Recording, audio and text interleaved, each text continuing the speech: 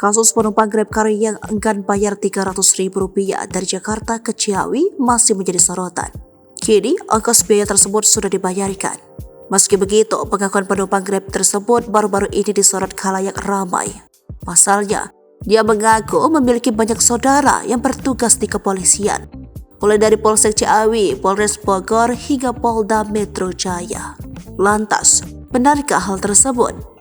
Menanggapi hal tersebut, Kapolsek Ciawi, Kompol Agus Hidayat mengungkapkan bahwa apa yang diucapkan penumpang itu adalah omongan yang ngawur.